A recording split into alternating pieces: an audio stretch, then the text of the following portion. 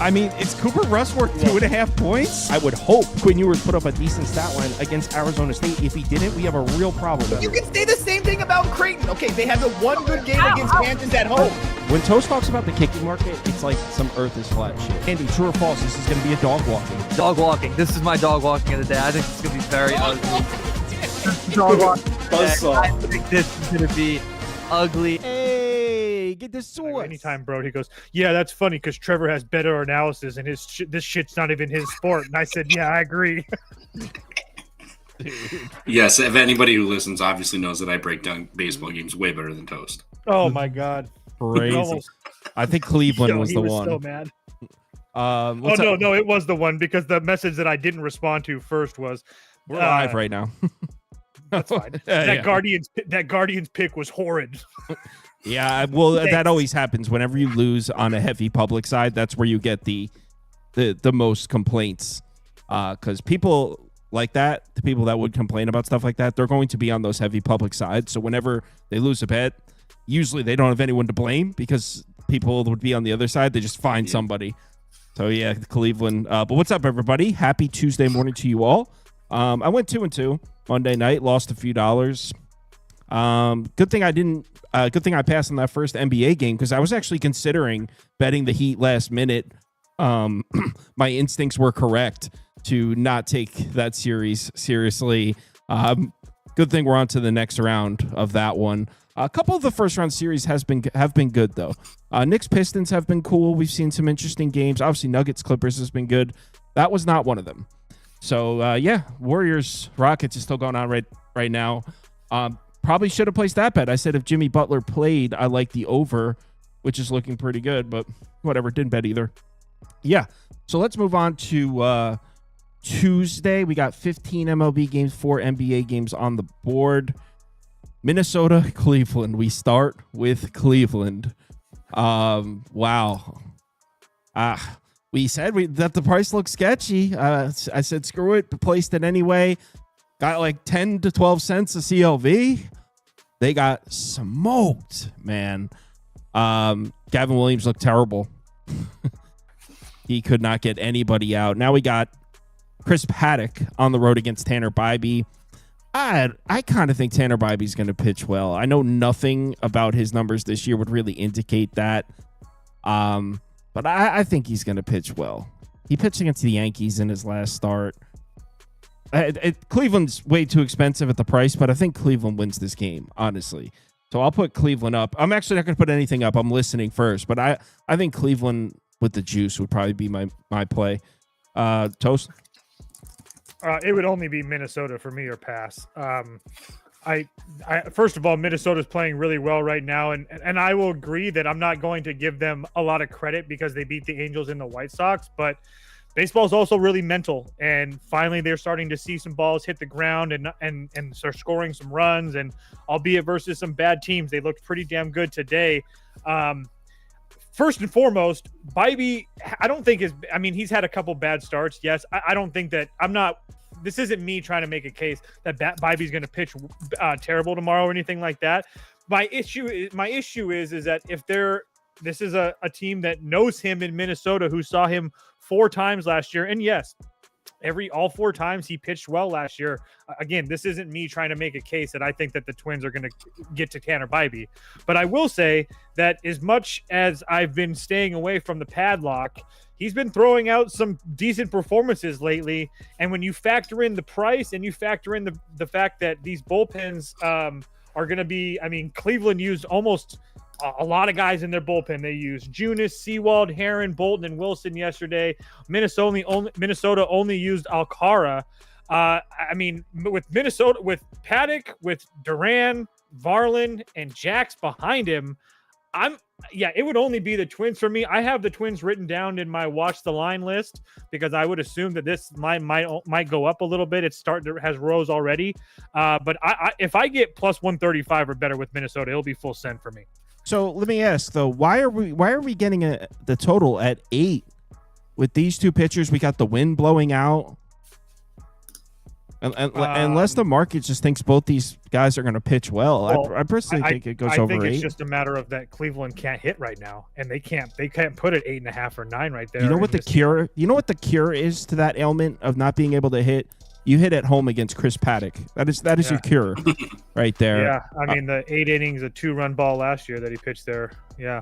What? Trev, what are your thoughts on an over? And sorry, Trevor. Before I go, really quick, I think that Cleveland scored over 5 or more runs like 4 times in their last 10 games. Like they're literally not scoring. So I'm done. What do you think of an over? Oh, about an over, Trev? I mean, I really hate backing overs with teams that just went nuclear on a day. Like it's very hard to back that up, and they're getting an 8 total. Like very weird. Bybee, his last 5 versus the Twins, he's given up 2, 1, 1, 1, and 2, dating back to 2023. He has gone 6 2/3, 7, 5 2/3. So I mean, he has gone some length for this team, and then we just watched Cleveland use Junis, Sewald, Heron, Bolton, and Wilson tonight. I'm on Gavin Williams over outs tomorrow, 17.5. Gavin Williams? Or not, he just went today. I was going to say. Ivy, my bad. Gavin Williams got absolutely demolished. But no, I'm gonna go Bybee over 17.5 outs, minus 120. Again, used all of those arms today. Bybee has really good numbers versus team. And if you take out Correa off of this lineup, this team is 6 of 50 versus Bybee lifetime. So not a gigantic sample size, but fair enough. You know, they're batting 120. So they used enough guys. I think they need him to go at least 6 tomorrow to get there. So give me the over 17.5 outs. If I had to pick a side, it would be Cleveland. I would just lay the 1.5, to be honest. I think Twins are just going to no-show tomorrow. They just went nuts tonight. You know, if Minnesota's going to go back-to-back nights doing that, so be it. But I really like the outs over picking a side or a total in this game. Yeah, I kind of like Cleveland, and I kind of like the over. So maybe Cleveland team total over against Paddock. What can I get it at? It's probably 4. Let me look that up. If it's 4, I would see 4.5 plus 110. 4.5 plus 110. I like Cleveland or the over. I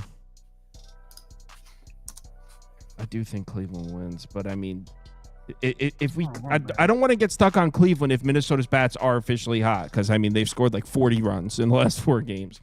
Well, they are. I mean, they are hot, and they've gotten to all the righty starters that they've seen.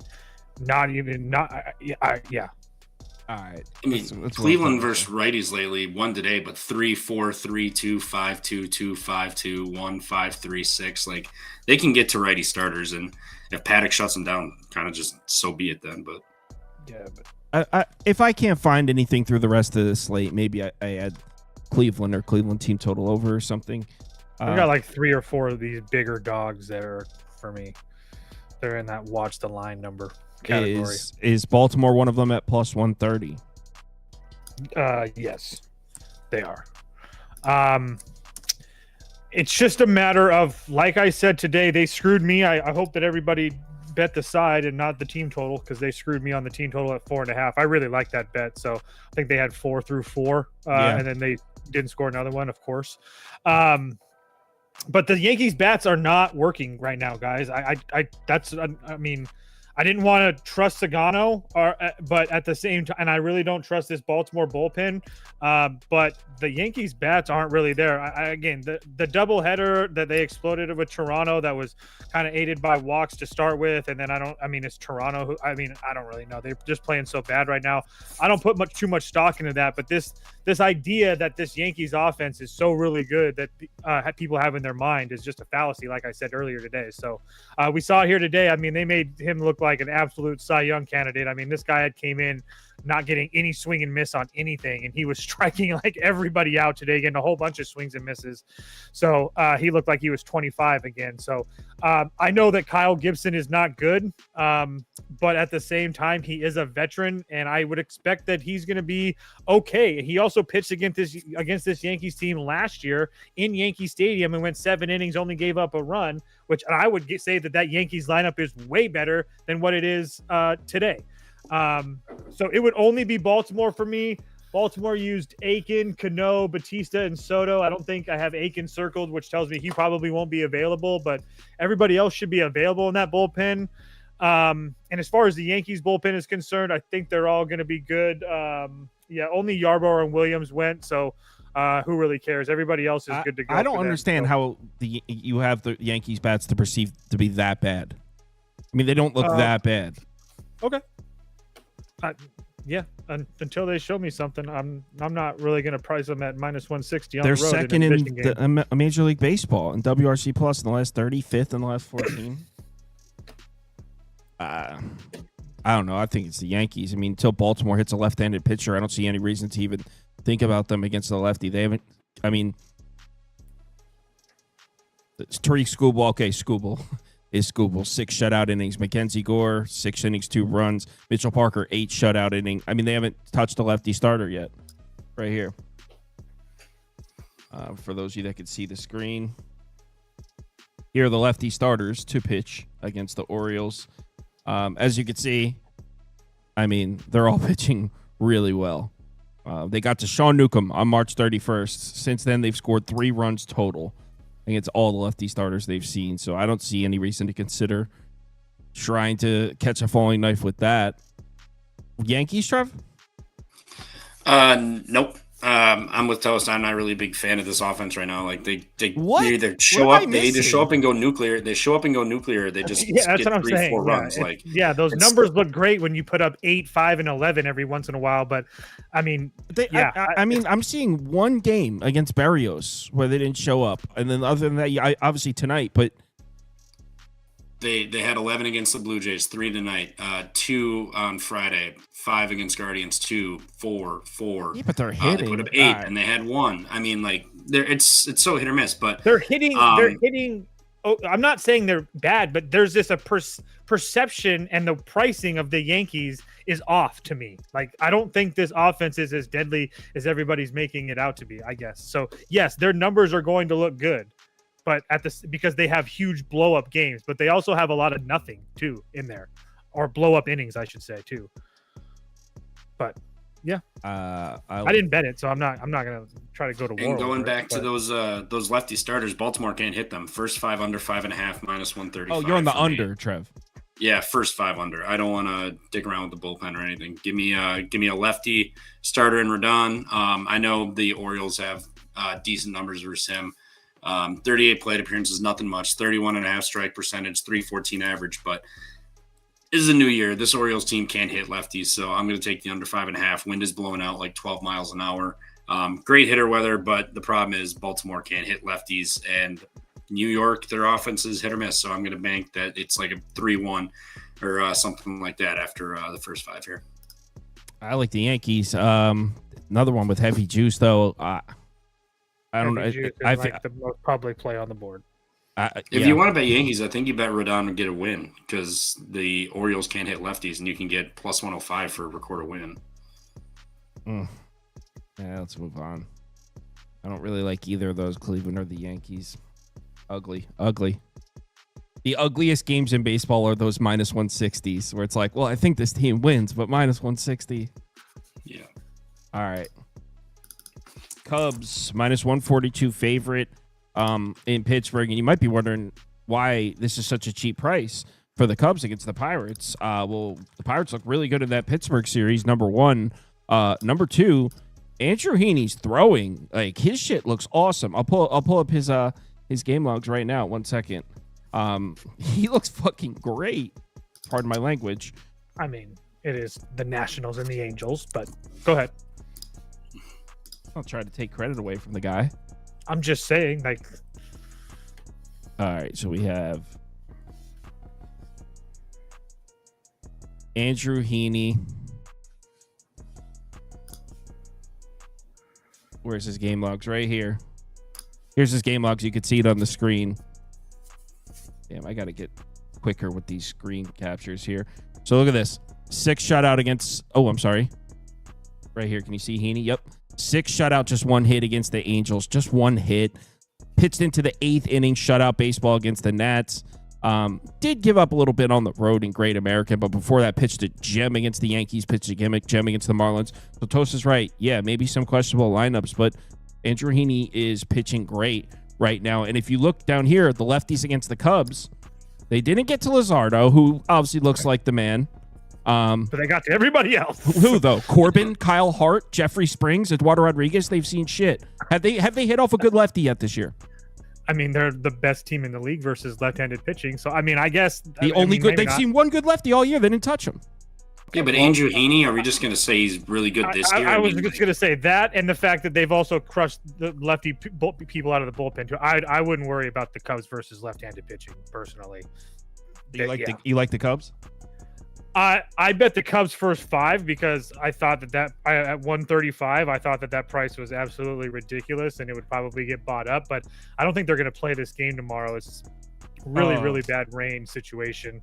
But right. I'm getting a Pirates team that can't hit left-handed pitching to save their life. I know that they put up 3 versus Tyler Anderson in a random game where O'Neal Cruz and everybody went nuts. But besides that, they're not touching anybody.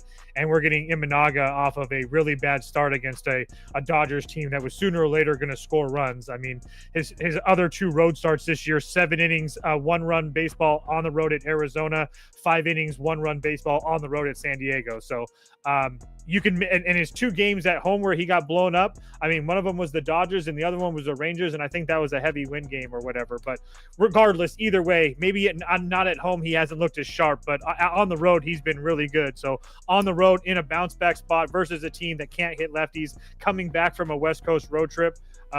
Cubs first 5 for me. Oh, so I wasn't advocating for a Pirates bet, by the way, when I was defending Andrew Heaney. I was advocating for this under.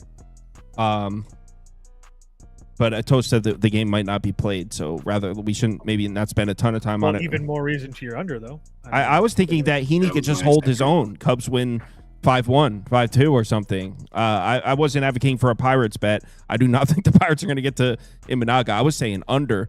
What is it, 8.5? Is it still 8.5? Yeah, 8.5 you can get. That feels like a pretty big number when it's very possible the Pirates are held to 2 or less runs, and Andrew Heaney's been pitching well. And look, say what you want to say about the Cubs' numbers against lefties. They look great. They've seen 1 good lefty all year. They didn't hit him. Other than that, they've seen 4 really, really bad lefty starters. So I don't think it's out of the realm that Andrew Heaney is somewhat formidable in this game. Trevor? Yeah, I was with you. Under. Given the rain, Haney's been good this year. Imanaga, like Toe said, had 2 bad blow-up games. One of them was the Dodgers and then the Rangers. That was a pretty windy game. I'm pretty positive. But, under here, Cubs 162 WRC plus last 3 weeks versus lefties, 934 OPS, 213 ISO.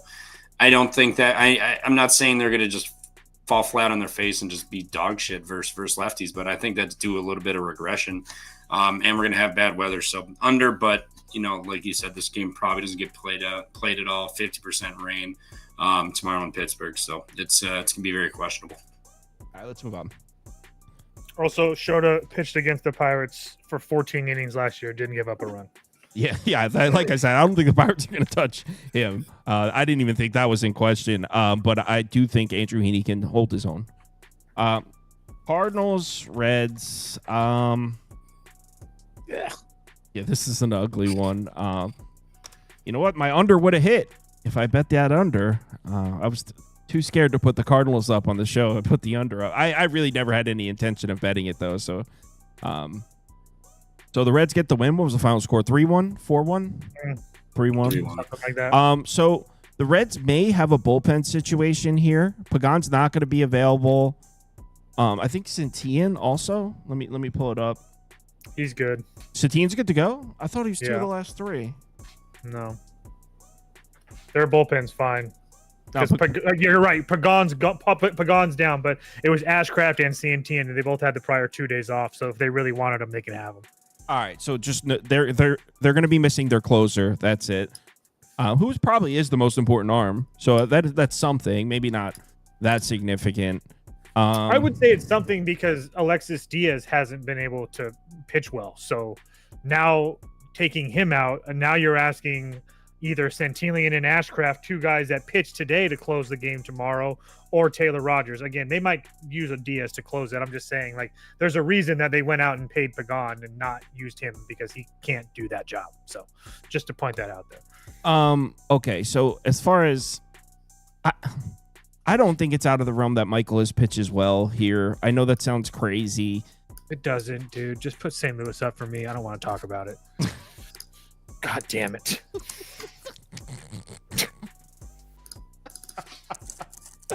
Trev, do you think?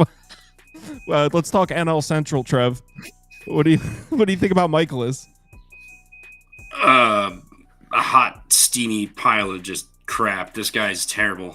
Give me the Reds. I already bet them. Excuse me, minus 135. The Reds versus Michaelis 23 of 77. If you take Jake Fraley out of this, they are 23 of 67, batting 343 versus him, and only 9 strikeouts. So he's got a sub 60% strikeout rate. His walk rate's only 3.5%, so they're making contact. They're batting 300, and then again, if you take Fraley out of the lineup, which he had a thigh contusion or something. Why are we just taking him out of the lineup? He's playing. He's 0 for 10. Sorry, he's 0 for 10. No, he got scratched today.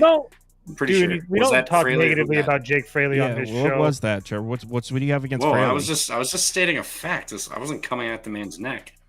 I wasn't coming at the man's neck. It sounds like, yo, I don't like your tone. I'm just stating facts. I'm so sorry. But 23 of 67 without Fraley. He's 0 of 10 lifetime versus Michaelis here. And I'm pretty positive he was the one who was scratched today from the lineup with some kind of injury. So he probably won't play tomorrow. I like Singer. You know, he's given up some runs this year, but St. Louis is hit or miss. And, you know, they didn't really do much today. Michaelis is pretty bad. The last 5 games versus the Reds, he's given up 9, 3, 5, 5, and then 0 all the way back in 2023 through 7 innings. So outside of that, he's just been absolutely terrible. I will take the Reds. I know they have a little bit of bullpen issue, but I still trust them more. Wind is blowing out. But this is also another game that's potential for some delays or rain out because we got 40% rain about an hour into the game. So it's questionable here also. I think the Cardinals are going to get to Singer. Comments make me laugh. I'm sorry. I was laughing at the comments. Somebody said Toast had a bad batting night. That's why. Someone said, Sauce, you look at last 5 or last 10 game records. No, we go by the ones I use are usually something like this. All these in the spreadsheets are last 14 days, last 30 days. Not so much games, but I use like last 10 as far as like if I'm looking at how they've scored runs or something like that, I'll use like last 10 games. So and these are customizable by date. Like if I typed in April 15th, it's the last 8 ready starters. Speaking of that, can you give me access to the old one where I can just type in the pitcher of whoever I want to type in? You still can. Like you do it in row 1. Anyway, we'll talk about it. Anyway, as far as I just want to say, as far as my bet's concerned, I think that, again, I know that they fell flat on their face today, but I do feel like the Cardinals are playing a little bit better than we give them credit for. And then as soon as I saw this line at under 140, I mean, I just thought this felt like Cleveland today. You're getting a home team at a very cheap price. I just, again, I don't really have much to say besides the fact that I do think that St. Louis is playing a little bit better. I talked about it earlier today with that series against Atlanta. They could have easily went 2-1 in that series, and then it kind of would have been winning the last 2 of the last 3 series with Milwaukee and Atlanta. And again, I know that Michaelis has been really bad against the Reds in his career, but he really hasn't pitched bad his last 3 starts against Philly, the Mets, and Atlanta. It just feels a little bit weird to me. That's all. So these that's all messages were brought to you by Fake Sharp Incorporated. Put the Reds up, then. Put the Reds up. Put the Reds up under your name. No, I do think the Cardinals. No, I think not after that. You can't play that and then put up the Cardinals. I'm a fake sharp. I'm gonna put it up because I think the Cardinals win. It's disgusting. I don't know if I actually have the nuts to bet it. I don't know either. That's why. Yeah. I do like how the Reds are missing their closer too. I think they're missing their closer. They're a cheap price, and everybody in the world can see that he's been terrible against the Reds. Like, it's just something's weird. Something don't make sense. Next up, they'll still probably lose. Not to mention, 85% of the money's on the Reds already. Jesus Christ! Yeah, Sharp's getting in early. If I wake up in the morning and this line's not 140 or better, I'm gonna have a full unit on the Cardinals. I can promise you that. He can promise us. I promise you that. If it's not 140 or higher, I will have a full unit on the Cardinals. So that's the exact same situation as Cleveland. Sorry to interrupt. Mark says, I thought my inner voice was speaking to me. No, I added my first clip on, so I have it on the board now. Whenever one of these guys makes a fake Sharp pick, I have the soundboard ready. Don't worry, guys. I'm going to New Jersey in a couple of weeks. I'm going to make some cool clips for that soundboard. Yeah, we got nothing. It's just crickets. So, this next one, I actually looked at this one, and dude, it's Mackenzie. Hear me out. It's Mackenzie Gore against Zach Wheeler. Two great pitchers. We've already seen, both pitchers have already seen the opposing lineup. Both pitchers dominated. Wheeler looked absolutely great against the Nats. Mackenzie Gore looked absolutely great against the Phillies. Neither lineup is hitting. All the table is set to see a 0-0 game through 6. I like the over. I think both. I've already played it. Yeah, I already really? played it at 7. Yeah, I played it at 7.5. I gave it out at 8 because you can't get 7.5s anymore. But I got a juice 7.5. But yeah, I played over as well. Wow, you got a 7.5? I don't even know. It's up to 8.5 now. It was minus 130 on ESPN. There's only 1.8 left on FanDuel. I'm taking it. Yeah, both these pitchers these lineups have already seen these two pitchers. We got wind blowing out. Wind blowing out. I also like the Phillies offense way more at home. They're just way, again, I know that the Giants in Miami, the Giants are a really good team, but Miami's not a really good team. But it's just something about that place, and Philly just seems to put up runs there at random times. And they've just seen Gore, and I actually don't really mind the Phillies versus left-handed pitching. I actually think they're a little bit better versus left-handed pitching. Guys like Harper have better guys like Harper, Castellanos. Who else was on that list that I had? Schwarber. Who else? Edmundo Sosa, which is an really positive thing. Trey Turner, Weston Wilson. So essentially everybody on that roster besides a couple guys. Alec Boehm. All those guys hit left-handed pitching better. They've seen Mackenzie Gore already once this year. I just think that there's with that weather and both of these bullpens being suspect. The Nationals used a whole bunch of guys that are like 3 guys today, but they're all their lower tier arms. But regardless, I'm not really worried about their better arms either. And also just like a little, like me, like looking through things, like Mackenzie Gore hasn't given up a run against the Phillies in his last 2 starts.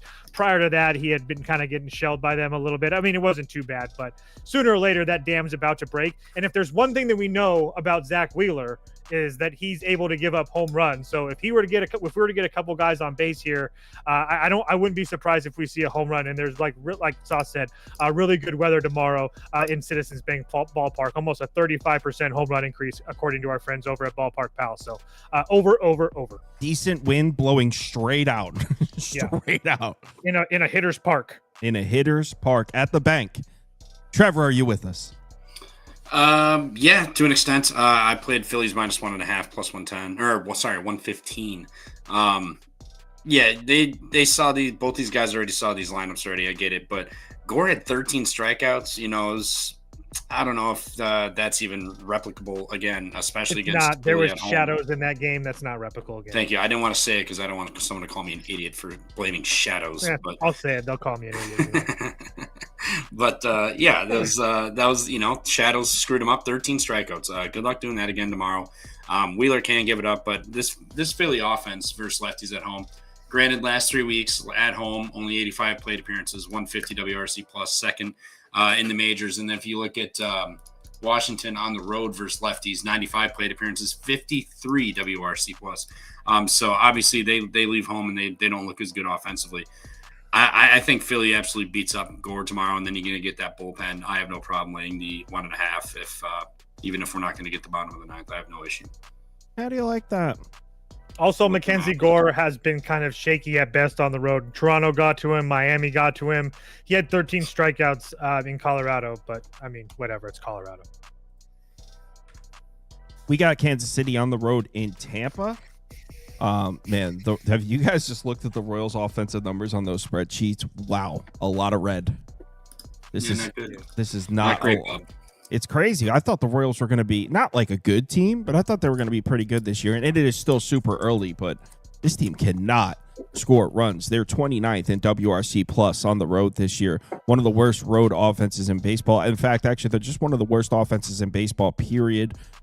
Look, not that Taj Bradley has been anything special, but he throws the fastball 40% of the time. And on the season, the Royals are the worst lineup in baseball hitting fastballs.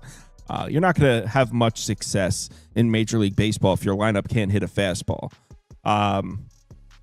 The Rays, I think the Rays bats might be coming back to earth a little bit, but they are still making noise. They got the Randy Vasquez. They did get to Dylan Cease, so I still am in a position where I trust the Rays to score. And this is another game where it's like minus 153 sucks, but I just can't find an avenue to get to the Kansas City side. In my opinion, you got to go Rays or over in this ballpark. It would be Kansas City only for me. I just think that it's a price thing for me. I don't think that the Rays have been playing well. They had 2 really big extra inning wins against on the road in Arizona, which was, again, really good for them. But then they scored 9 runs in 3 games against the Padres AAA team. They won all 3 of those games. That's great. Again, they're playing well right now, but I don't think that they're playing this well. Again, I'm not going to end up probably betting Kansas City, but I don't really think that going on the road to Detroit and giving up 4 runs is such a bad thing. I mean, Detroit's a pretty decent baseball team. And then the other road start for Mike, the other 2 road starts, one of them was Milwaukee. They crushed right-handed pitching.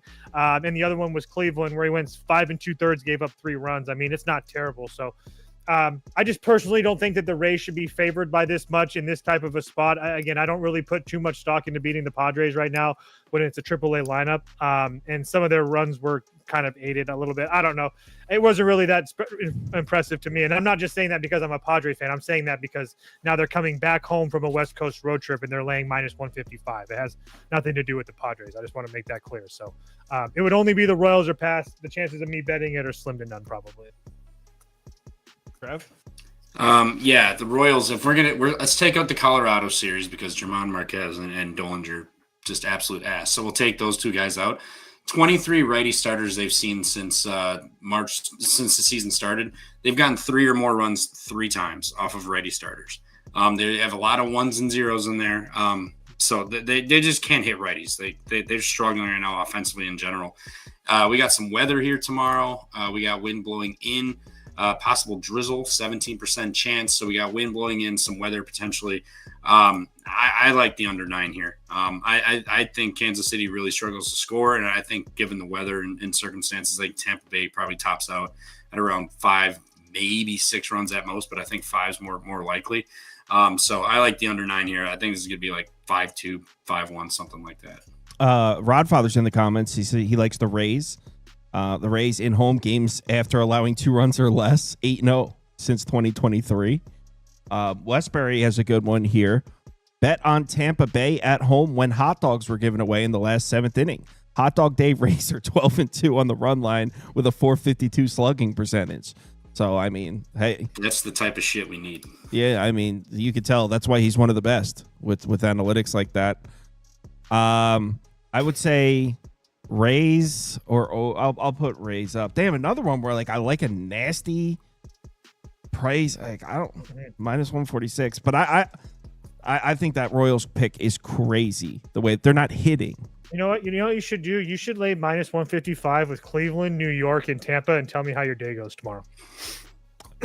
Would I be profitable at 2-1? You think? I would have to do the math. I don't think so, but maybe, maybe barely. Royals money line.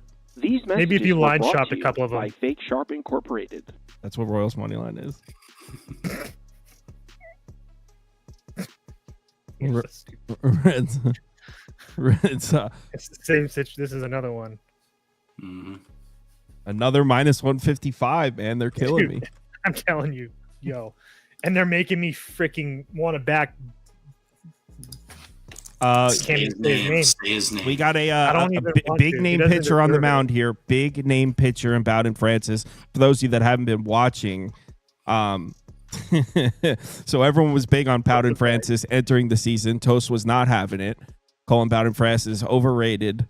Then he saw the error of his ways and decided to back Bowden Francis in his last start. I didn't see the error in my ways. I thought that Houston was terrible versus right-handed pitching, and it's just Bowden Francis sucks. So Bowden Francis no longer a big game pitcher, you think? Never was. Not even a has-been. He was a never was. So that's all I know about Bowden Francis. So Boston? No, I do lean Toronto here. I think that Toronto versus lefties is kind of a spot that I'm going to want to low-key target, as the kids would say, going forward.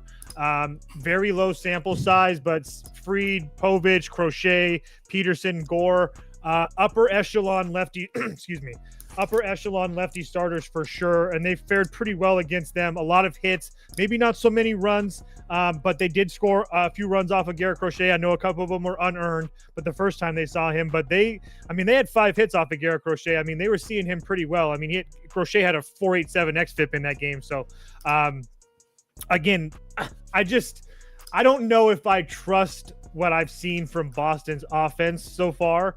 I know that they've looked really, really good the last couple of days. But at the same time,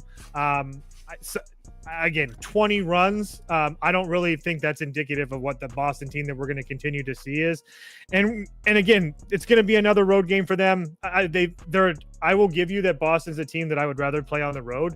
But I think that if Bowden Francis can just get through this lineup a couple of times and then hand it off to that Toronto bullpen, again, at a nice big plus price with the rest of Toronto bullpen behind him, I think there's some value on Toronto here. So I don't think they're going to be intimidated by Garrett Crochet. Is it very possible that Garrett Crochet comes out here and throws 6 innings of scoreless baseball and we're down 3-0? Yeah, but at the same time, like, besides Chapman, I'm not really worried about anybody in that Red Sox bullpen. And as I was just talking about how I think they're low-key good against lefties, Chapman, Bernardino, Wilson, all lefties out of that bullpen. So it's not like they're seeing, there's definitely chances that they can see some lefties coming out of there as well. So again, I just think that there's definitely avenues to Toronto winning this game.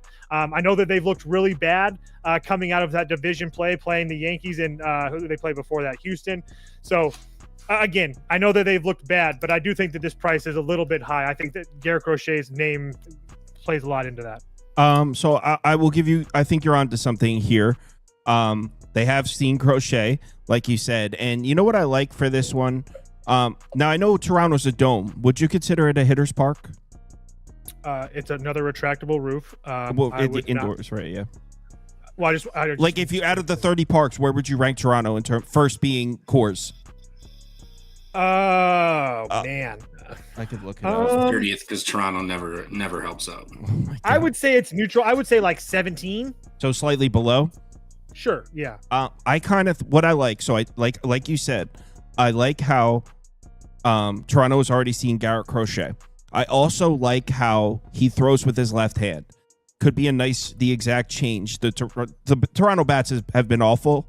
Toast mentioned it. They've been so bad. They went to Houston and Yankee Stadium. Now they had a day off and they're back home. So a change of scenery. You got a guy who throws with his left hand. So a couple of changes there that maybe Toronto's bats take a turn for the better. Maybe a buy low on the Blue Jays offense. On the season, they are 3rd in Major League Baseball in WRC plus against lefties. 3rd. So their numbers against lefties are much better. Now, we're not talking about a huge sample size. They've only seen 5 lefties all year. But they weren't completely terrible against Max Fried. They did get 8 base runners in that game. But like I said, they were in Houston, Yankee Stadium, had a day off. Now they're back home. I don't think this is a terrible one. I think I would look Blue Jay. You know where I think I would go though? Blue Jays team total over at a cheap 3.5. Rather than, because I don't think it's crazy that I would go Blue Jays team total over here.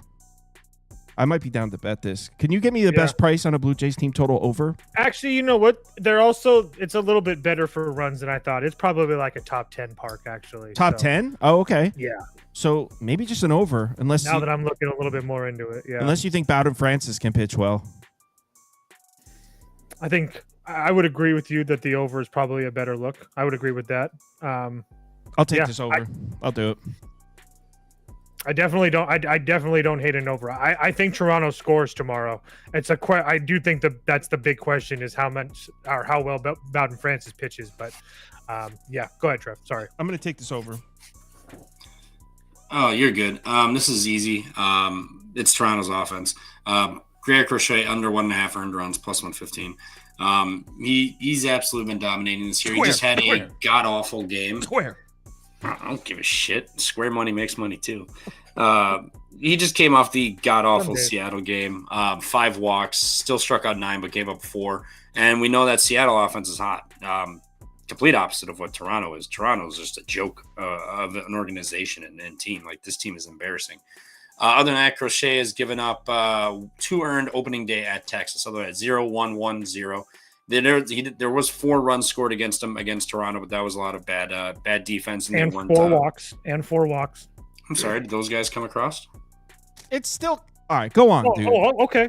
If that's how we're gonna play that, okay, no problem. Go ahead. Yep, under 1.5 earned runs. This is going to be by the way, masterclass. they might not have came across. Well, actually, they did. It might not have been earned, but I did win my Toronto team total over that day and Toronto first 5 money line. So I hope you guys win your Toronto bets and I get my under earned runs. Let's get a 1-0 game 0-0 after. But lefties versus Toronto here this year. 1 earned against Fried, 2 on Povich, 1 on Crochet, 1 on Peterson, and then Mackenzie Gore. They got 3 all the way back in April 2nd. So they can't hit lefties. Yes, maybe they get base runners. Yes, maybe they draw some walks. They can't get the freaking hit that they need to ever. They suck. Crochet is going to absolutely bounce back after getting embarrassed and lit up by Seattle. He's coming for vengeance tomorrow. Crochet under 1.5 earned runs. Are we looking at the same numbers? They gave Crochet a hard time. He had 9 base runners. Those were they did not come across. That was bad defense. Bad defense. Yo. There's a reason he only had 1 earned. And I kind of want to take Guy Crochet over earned runs. To be honest, just a quick question: is he going to have new players playing defense behind him, or? Yeah, are they going to be new players playing defense? You're poking holes in this. No. Because it's a bad pick. No, it's not. Bad. Fake Sharp. Oh yeah, let's hit it. These messages were brought to you by Fake Sharp Incorporated. Bring it on. And I cannot wait for this to be 3-0 after 6. Crochet Toronto leaves with 9 strikeouts. No chance. And if they are, they're going to be unearned. It's going to be 0 earned. Okay. True. All right. The under earned runs. Okay. There's an avenue we all win here. There's an avenue. Yeah, but there's no fun in that. Yeah, what are you talking about? That would be so much fun. We all win. That was fucking lame. That game sucked. All avenues lead to that being a shitty pick. Next game, Arizona on the road at Citi Field. I'll see you here tomorrow night. Arizona's in Citi to see the big bad Grimace. Grimace ran the score up. Wait, Rod said something. The average score of games was Toronto 4.5 up. Bet on John Schneider on the money line after batting 200 or worse over a 5-game span. Toronto's record 15 or 4 in those instances. I knew I saw that before. Trevor, or did you want him to read it again? Yeah, I'm sorry. Is it so because as they win, that means they just absolutely light up the scoreboard? No shot. Shot. Rod just gives us the numbers. It's our way to interpret them. That's all. Exactly. And I'm interpreting this 1-0 win. How about that? What do you think of the snakes in the snakes and queens here? I've already bet them at 126. You bet the snakes? Same. Yeah. In queens. Yeah. Yep. You too, Trevor? Yes, I did. All right. What the Mets put up today? 19. Were brought to you by Fake Sharp Incorporated. All right, go ahead, talk. Go ahead, Trevor. 19 runs today. This is the same situation as Cincinnati the other day when they put up 24 and they came back and scored like 2-3 runs. They just blew their wad. They are so just feeling themselves. They're going to get shut down by Eduardo Rodriguez tomorrow. I love the Snakes tomorrow. One of my favorite plays. I love fading a team that just went absolutely bananas. Just like Minnesota, you know, whatever, 11 runs, but you put up 19. Yeah, you're not going to repeat that shit tomorrow. No shot. That's all. That's the I whole didn't even reason look for the into bet? it. That's the entire reason. How about the fact that Eduardo Rodriguez sucks? David Peterson should pitch well. Arizona's no, not remember as good last against game lefties. he was fine.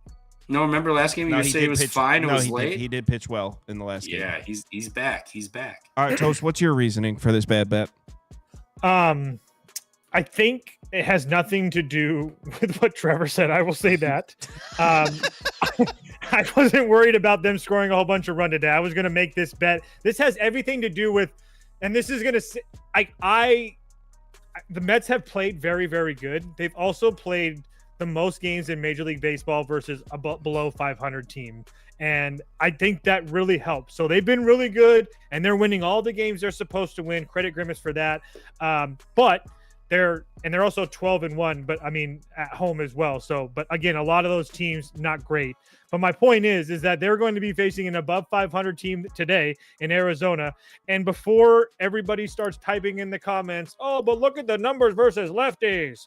Yes, they don't have great numbers versus lefties. Now go ahead and keep scrolling down and look at the starters that the Diamondbacks have had to face. Sale, Quintana, Mitchell Parker, Rondon, Matthew Boyd, Shota Imanaga, Justin Steele. And Peterson. A lot of who's of lefty starters are definitely the upper third of lefty starters in our league. So again, this isn't me trying to say that David Peterson is bad. Nothing like that at all.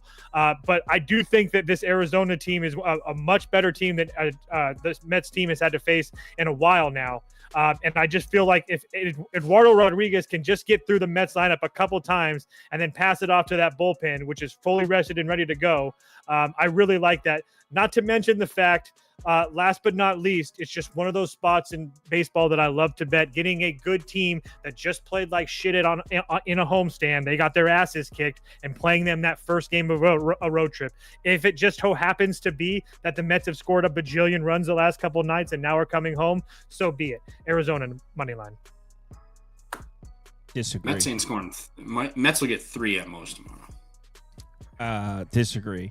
I got the better team at home with the better starting pitcher. Minus 148 is very affordable.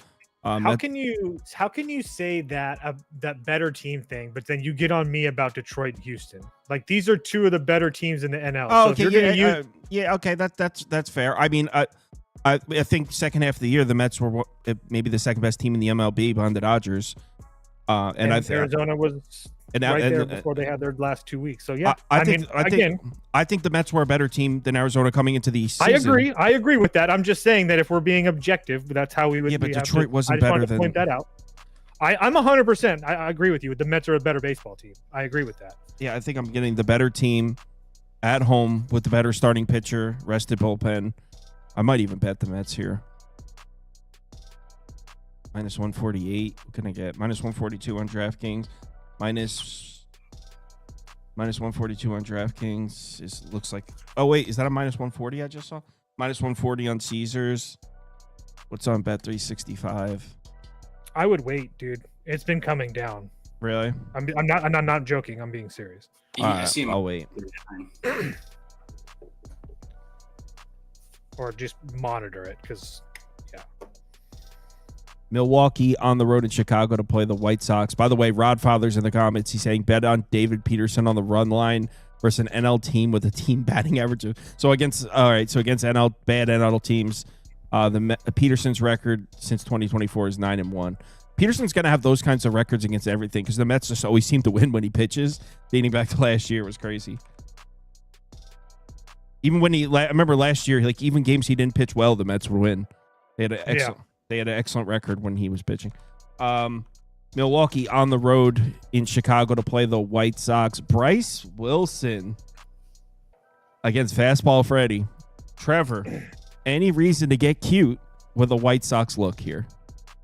No shot. Bryce Wilson, absolutely terrible. Let me find these numbers. There's it's so true, though. He's bad. Only 26 plate appearances, but a 348 average, a 534 expected WOB, and a 753 expected slug. Granted, 26 plate appearances. Very small. But righties, let me pull this up. Brewers versus righties, absolutely. We already know this. They absolutely mollywop these guys. They got 7, 3, 3, 0, 5, 1, 3, 5, 3, 2, 3, 1, 8, 4. Like they mollywop righties. Now you're going to get Bryce Wilson. Wind is blowing out, I believe. Yeah, out to right field, about 8 to 10 miles an hour tomorrow. You could argue revenge for Bryce Wilson, Brewers last year, but no shot. I already bet the over 4.5. for the Brewers here, over 4.5, minus 120. They're going to pummel this guy. It's going to be ugly. It's going to be ugly.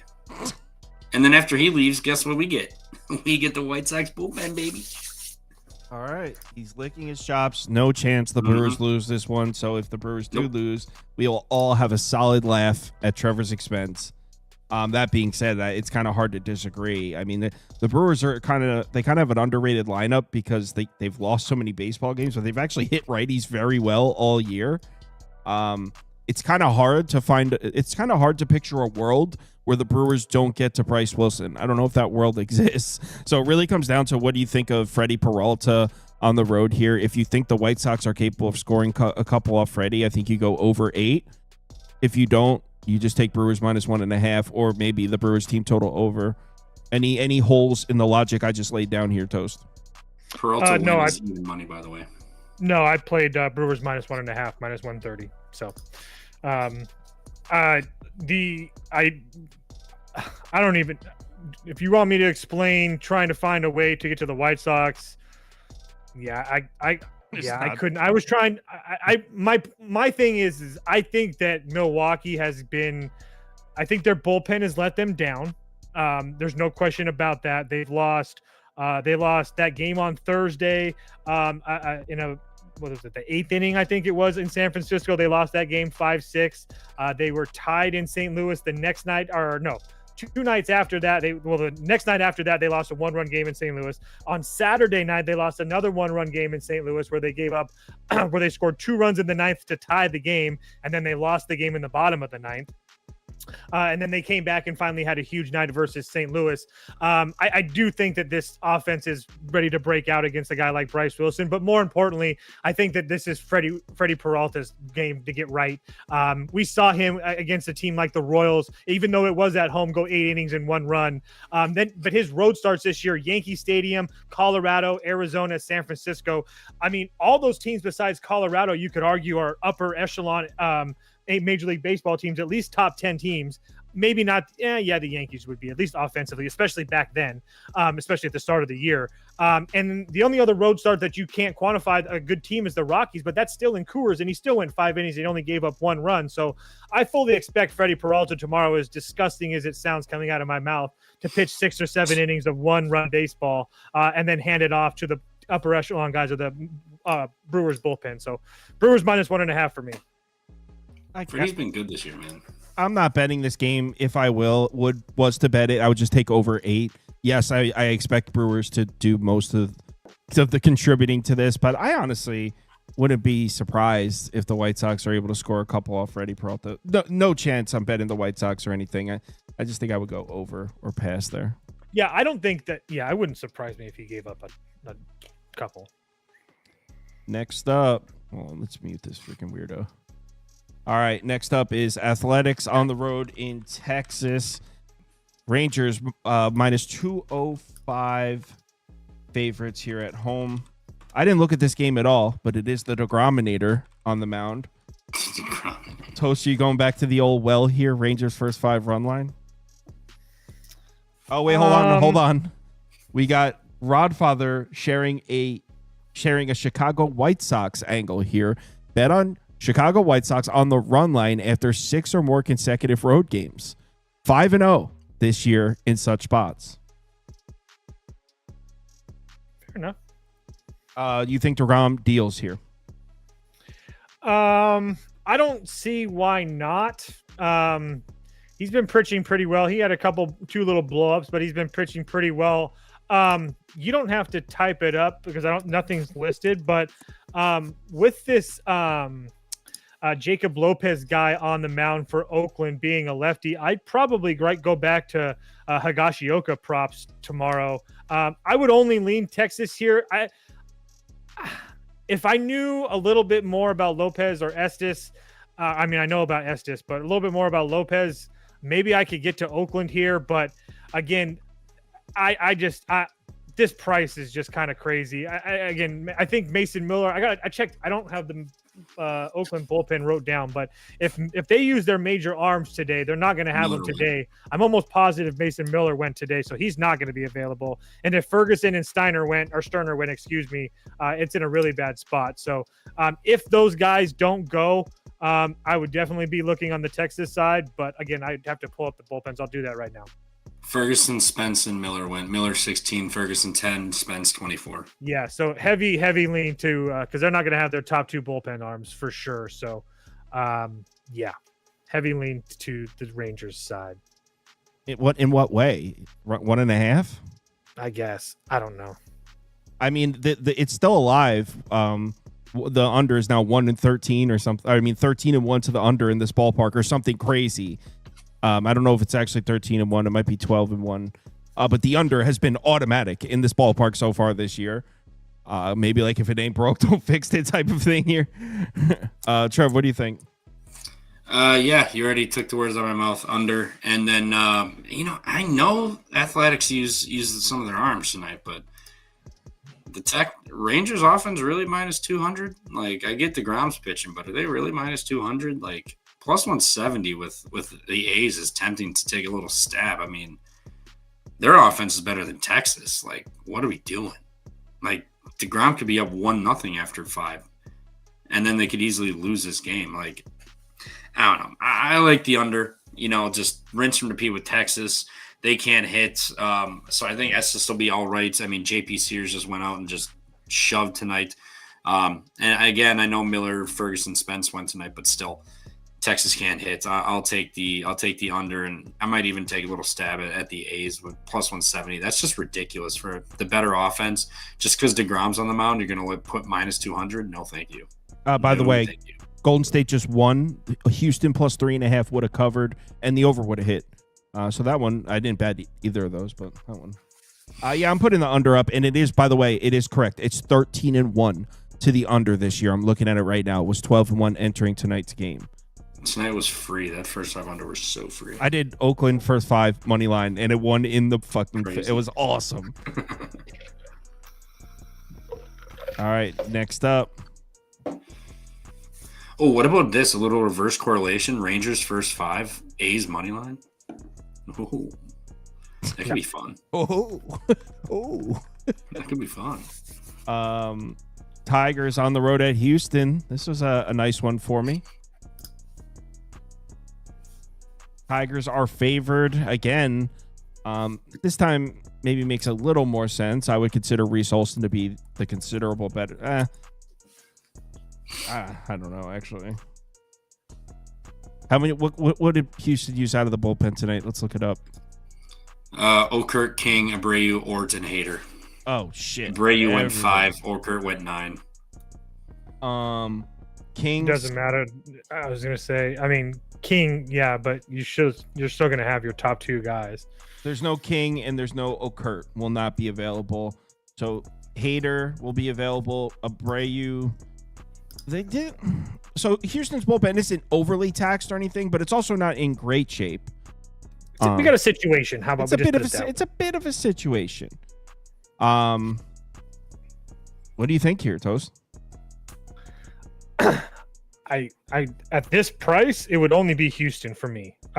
Even with the bullpen situation, if the Houston offense is taking a turn for the better, which it seems like they kind of have. I guess if you take, again, they lost those two games against the Royals, man. They had base runners too. It felt like I don't know, but Gusto is the guy that I want to look at because he's going to have another home start. I know that the start against the Angels wasn't that impressive when he gave up 3 runs, and I know that 9 hits to a Padres offense isn't that impressive, but. I mean, he's not walking anybody. The strikeouts are there. I mean, the Padres at the time were a really good offense. They had almost, I think, everybody that might even. Now I want to look at that Padres lineup. Fernando, the Padres had everybody in that lineup that time. And then again against Toronto, and I've been reading a lot of like the guys that I follow in Substack that like to break down pitchers as far as profiling and the movements and all that stuff like that and the pitch shapes. They're really, really in love with this Ryan Gusto kid. And obviously I can see that. And then as far as Reese Olson's concerned, I've been waiting to fade him after his last 2 starts. I mean, are we really going to crown him after completely shutting out, no runs, the Royals and the Padres? Keep in mind, we've already talked about the Royals today and how bad that offense is versus right-handed pitching, left-handed pitching, Kyle pitching, Trevor pitching. It doesn't matter. They can't hit. And the Padres are a AAA lineup. So I would hope that you go 12 innings scoreless against essentially AAA teams. And oh, by the way, the 2 times that Reese Olson has started on the road this year against Minnesota and LA, 8 innings, 8 runs. He's walked 5 guys. He has 8 strikeouts. I really like the Astros tomorrow. Kind of leaning the other way. Trevor, what do you think? No, I like the Astros too. I know the arms were, but their offense looks really damn good. Like, and this Gusto kid's been good. Like, I don't know. It would be first 5 Houston. Detroit. It would just be first 5 Houston. I mean, maybe even a first 5 under. Yeah, that's how I would play it. Man, I'm on the other side. Oh, I'll put up first 5 under for you. Or first 5. You said Astros first 5? Yeah. What's that price? We've got minus the half. We have plus 125. Minus 115 money line, whatever. I like to live on the edge. Astros first 5 run line at plus 125. That is on the edge here. I kind of am leaning Detroit or over here. I think the Tigers are going to hit Gusto. Struggles against lefties. Tigers are loaded with lefties. Houston's bullpen is a little shaky, not in the best shape. Not that it's bad. It's just a little shaky. I like Reese Olson. I like Reese Olson too, but he's not this good. Like, he's got to come back to earth eventually. And the Astros offense has looked really damn good lately. Oh shit! It's at 7.5. Yeah, I would play the over in that too. I didn't realize it was. I thought it was 8.5. I don't know why. Yeah. Jesus Christ! I would say Tigers or over would be mine. Side, but yeah, I don't hate the over at 7.5. That's weird. Yeah. I really quickly, not to harp on this game, the reason that I'm not in love with the Tigers at this number is because I'm not positive on the quality of teams that they've played, and if they're catching an Astros team that's starting to play. I mean, Baltimore, the Padres, who are a AAA team, and the Royals, who are a AAA team. Obviously, I'm making a joke there, but again, now you're facing an upstart Astros team that we know plays good baseball. Again, we'll see what happens. It's not this. I agree. I still stand on that Detroit's the better team, but I do think that there's some avenues for the Astros right now, especially with the way they've been hitting. Dale Fick is in the comments, and he says he never trusts a pitcher with rosy cheeks. I'm not sure which. That's Olsen. Wow. Yeah. Shipley is in the comments. No one cares. Next. I'm sorry. Whoa, did we just freeze? Oh, we're back. I think the Tigers. This is what I think about the Astros. These messages were brought to you by Fake Sharp Incorporated. Okay. Can you send me one of those? Because I need one at this point. There can't be only you on the buttons. Yeah, I'm the one with the soundboard, so I get to control it. Braves, dude, the Rockies, man. Yo, the amount of the Braves had like a handful of infield singles, bloop singles, and the Rockies just are, dude, they're so bad. I know. The defense is bad. The base running's bad. By far the most public play on the board, and it was free as hell. Braves are on the road in Coors again. Smith Shawver. I kind of like the Tigers. I'm actually going to bet it, dude. I kind of like the Tigers. I'll say it. I'm not afraid to say it. Let's hold hands and bet the over. But anyway, can we do it without holding hands? No, that's not an option. It's not that. Tigers at minus 108. I'm taking it. I do like the over too. Maybe I'll take both. No, I'll just go Tigers. Dude, I like Reese Olson. I like rosy cheeks. I like Reese Olson as well. I just need to see him perform better on the road. Show me one good road start, and then I can get there. I'm good with Reese at home. I agree with you with the lefty situation, 100%. All right, I just bet Tigers money line. At least it makes sense. Yes.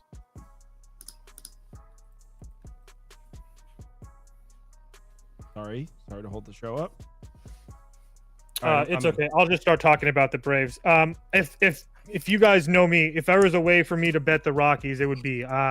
I think yesterday or today, whatever you want, whenever you're listening to this, was the spot. If you were, I think if the Rockies had any chance at all, they looked good for 30 minutes, 45 minutes or so. This Braves offense, I agree with Kyle that a lot of the stuff today was bloopy and whatnot, but I mean, over the last 10 games, I mean, what they score 8 today or whatever it was, I can't remember, but 4-8-8, 4-4, 7-6, 4-6. I mean, this offense is starting to turn a corner, and Marquez has been absolutely terrible. He's not going deep into games. Braves -1.5, -130. It's gross, but I don't see any way to get to Colorado. Yeah, I mean, that was ugly. The Rockies took a 3-0 lead, and I was watching immediately. The Rockies took a 3-0 lead and cashed my batter prop in the first inning. I was so freaking excited. Yeah, they took a 3-0 lead, and then the Braves came up, and they didn't score any runs the next inning, but just the way they made contact with the ball, and then the defender almost messed it up, and I was like, we're going to need a lot more runs than this. And then it was a slow burn after that. Yeah. 2, and then they got one to tie it, and then they were up by 2, and then they added them more. Yeah. When the third run to tie the game was scored from a runner on first. He scored on back-to-back infield singles. Yeah, and those singles went 7 feet. Yeah, literally 7 feet, like dribblers. It's crazy. That's how the run scored from first. Back-to-back dribblers that they didn't even come close to reaching the pitcher. It was like an accidental bunt single. 2 of them in a row. Garbage. All right, Trev, what do you think? Yeah, I don't see a number for this, but Braves team total over. Yeah, I don't know what's going on with this line. Is the pitcher undecided?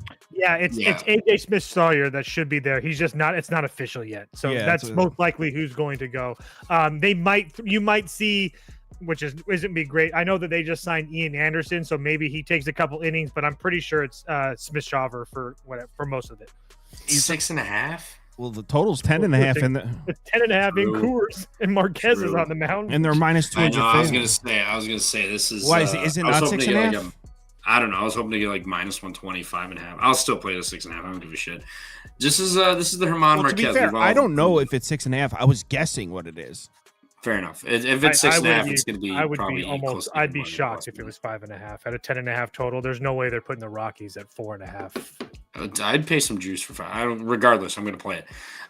Yeah, this is the Herman Marquez that we've all grown to know and love over the last couple of years. He's back. He had that weird Phillies game. Other than that, I mean, just getting absolutely pummeled. He played one team at home, the A's. They scored 4 in 5 innings. Other than that, Padres, Dodgers, Royals, 6, 7, and 6 off of them. This is the guy. This is the guy I've loved to fade the last couple of years, and I'm going to keep doing it. Give me the over, team total over. Atlanta's going to mess them up, and their offense is kind of hitting and figuring it out again. So I think it's a nice spot for them to absolutely just drill Marquez, and Marquez give up, I don't know, 3-4 home runs. That'd be sick. Regardless, I love the Braves tomorrow. I think they're getting back to it, and Herman Marquez is not the guy who's going to slow anybody down. Like a 12U team could hit the team total over against him. I would just do an over here. Core's over. Marquez on the mound. That guy that DM'd me just sent me a message and says, "Here comes Trevor with the facts," in all caps. Jesus, we got a disorder. Angels on the road in Seattle. Sick my cronies on you. My crony. Yeah, just one. I'm not get excited. All right. Angels on the road in Seattle. Kokonowitz pitching against Bryce Miller. I know, dude. I know. Well, you can't bet Kokonowitz. No, especially not on the road. It would only be the Mariners for Dodgers me. just walked it off, by the way. Really? Did they win by 2 or just 1? 1. 7-6. Man, so many people that I'm sure I killed a lot of people. Anyway, it would only be Mariners -1.5. This Angels team is just so bad. I love Jack. I do think that he is a lot better than what he's shown so far this year, but he just, like Lindy pointed out, he just really can't strike anybody out. And if you're and a team like Seattle, who's, I know that usually that you can count on strikeouts against them. If you're not being able to strike this team out, I mean, especially the way that their offenses have been playing, I know that I've preached on, and I like to preach on the Seattle offense on the road versus at home, but their last 3 games at home, give it the Marlins pitching staff 7-14-4. Well, newsflash, the Angels pitching staff isn't any better. So it would only be Mariners -1.5. I'm actually probably going to end up betting it. I just haven't, I hadn't got to that game yet. Is Bryce Miller a strikeout guy? Because Angels, these swinging strike numbers and these chase numbers are like really bad. Yeah, he has been a strikeout guy. He is, but the issue with Bryce right now, and I don't understand what it is he's walking guys, and it's just not the. I mean, yeah, especially coming off of that performance in Boston, but 4-2-3 walks so far this year. Besides after his first start, he only had 2, but that's the only thing that kind of bothers me. But yeah, he should be able to strike some of these guys out. Yes. Trev, what do you think? Yeah, I played Seattle first 5 -0.5. You're gonna give me Bryce Miller at home versus Kokonowitz or whatever the hell his name is. I would gladly fade respect. Whatever, yeah, Kokonowitz. What's the odds? -120. I'll roll the dice. You know, if Seattle at home, you know, we know their offense is not as good at home as it is on the road, but you're getting Kokonowitz. I'll fade him. You know, and if the Angels bust up Bryce Miller or the Mariners can't score on him, so be it. Chalk it up to the game. But I think they could easily be up 3-1, something like that after 5 on this guy. He's not been sharp this year. And the one game he played in the Mariners, he got absolutely like lit up too. I mean, he was not in the game very long, and he gave up like 4 or 5 runs in like 2 innings, something like that. Like inning, 2/3, something like that. So I'll gladly lay the half run for -120. Yeah, I will be betting Seattle. I forgot that the Angels kind of mollywopped the Mariners last year. I would assume that the Mariners probably have this game circled. So yeah, Mariners -1.5. I'm betting it. Someone said the run line's +125. Yeah, I got 135. Then why is someone? This is a 7.5 total. Why did I write -120 for you? Or they talk about the -1.5? Yeah, -1.5. Yeah, they're talking game. I'm talking first 5. Yeah. Well, I think some of an aspect of this game that you guys failed to mention is heavy wind blowing in. By far the lowest run index on the board, and I mean it's not even close. -19%. -19% run index in this one. The next closest is -11%. Yeah, windows are closed. That's Seattle. why. I got the blinds up. The drapes will be closed. I'm going under, just solely on the weather. I mean, I know everyone kind of forgot. It's kind of like out of our mind because of the Marlins series, and we saw a bunch of runs scored. But let's not forget, this is Seattle. It's very hard to score runs here, and the weather is not optimal for scoring runs. So under 7.5, just because it's a typical Seattle day with wind blowing in. I really debated the first 5 under, 4.5 -125, but Kokonowitz, I felt better with just laying the half run in the first 5 than I did taking an under. But I may fight. Who knows? Maybe if it's a great day, maybe I'll double dip on this one in the first 5. And just so you guys know, this is like for the geeks out there. See, Sauce is 100% right. The weather's bad tonight, but when it's not tomorrow, it's going to be wet and rainy tomorrow. Well, it probably won't rain, but it's going to be Seattle weather tomorrow. But when it's nice and sunny, Seattle for the Safeco Field, T-Mobile Park is like 7th in Major League Baseball for home runs. So when it's sunny out, you can feel free to bet home runs in Seattle. Not on a night like tomorrow, but I just wanted to point that out because that kind of gets lost in the pitcher's park aspect of it. We got the Giants on the road in Petco. The question is, when are these Padres bats going to wake up? Probably in about a week or so when they get everybody back. So how many? Who's coming? Arise will be back tomorrow. He'll be cleared off the IR tomorrow. Jackson Merrill is doing live batting practice right now. I think he went like 2 for 3 tonight. He doesn't run to first. He's not cleared to run, but he is batting, so he should be back in a week or so. Jake Cronenworth's still going to be out for probably another couple of weeks. But Arise and Merrill are the 2 guys that they need back really bad. Well, this is another one with bad weather for scoring runs. It's the second worst on the board next to Seattle. We got wind blowing left to right, so directly towards first base. Logan Webb against the Padres lineup that is not hitting at all, and they have been hitting since the injuries. In fact, they've been one of the worst lineups in baseball recently. In the last 14 days, they're 25th in WRC plus, and the Padres offense is just a roller coaster on the way down. So they need those pieces back. It's kind of hard to envision a path to the Padres scoring runs on Logan Webb. Logan Webb obviously features the sinker. Almost 40% of his pitches are sinkers. The Padres are 28th in Major League Baseball against the sinker. I mean, all signs point to Logan Webb throwing an absolute gem. Really comes down to what you think of Pivetta, because he's been really good, and the Giants lineup hasn't really been as good as perceived. They started off the year hitting, and they were winning a lot of games, and I think they're still in first place, right? Mm-hmm. Yeah, so they're in first place, and they've played great. So the Giants offense is kind of perceived to be good, but it hasn't really been all that great. They're actually 21st in WRC plus in the last 14 games, 19th against righties in the last 14 days. So the Giants offense hasn't been all that great, and they're on the road in a park with wind blowing to the right. I mean, it's not optimal for scoring runs against a pitcher that's been very good. So yes, I don't see the Padres scoring runs, but I don't really see a path for the Giants scoring many either. Let's not forget that the Padres bullpen is elite. I don't know. This is a really hard one. Yeah, I agree with everything that you said. The only thing that's holding me off from betting the Giants is the lower price. I would assume, I guess it makes sense because the total 6.5, you're usually not going to get a huge heavy favorite on a 6.5 total, because obviously both starters are pretty decent. But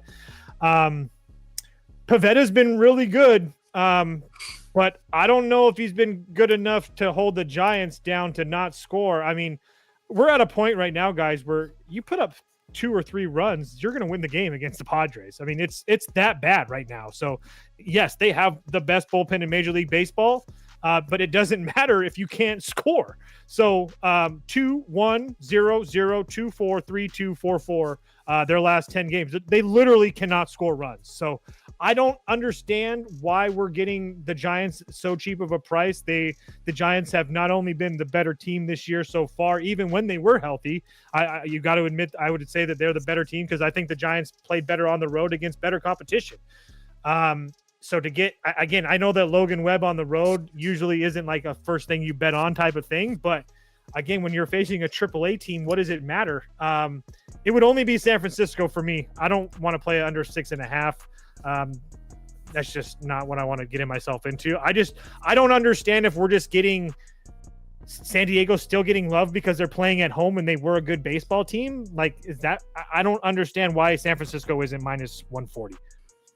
Because, I mean, I don't know. They can't score. I mean, yeah, they've been cold the last week and a half, but I mean, it's still Tatis, Machado. Oh, Arias is in the projected lineup? Yeah, he'll be back tomorrow. So Tatis, home run. Tatis, Arias, Machado, Bogart, Sheets. I mean, like, I think Bogarts and Sheets have done nothing. I like, know, had, like, but that's the whole point. Is like, okay, all right. So we think Fitzgerald is better than Bogarts. This whole thing is reacting over 10 days. Like, it's no. Right now, you think the Giants? True. You think the Giants lineup is better than Padres? Right now? That's what I'm saying, though. These now. I mean, we're not. If we're talking about Xander Bogaerts and Gavin Sheets, Gavin Sheets didn't have a job 3 weeks ago. He got really hot in spring training, carried that over to the regular season a little bit. That's probably a bad example. And, of Sheets. And Xander Bogaerts has been freaking terrible. It's a waste of money.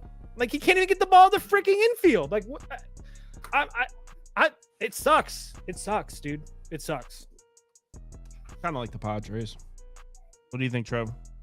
First 5 under 3.5. With this total, I see 7, like, juiced heavy under, so I really don't think this is going to pop to a 4, but damn near even money for the under 3.5. You got Logan Webb, elite ground ball pitcher, and if you look at the Padres, they are, the last 2 weeks, 49% ground ball versus righties. San Francisco, 9th in fly ball percentage, only a 27% hard hit.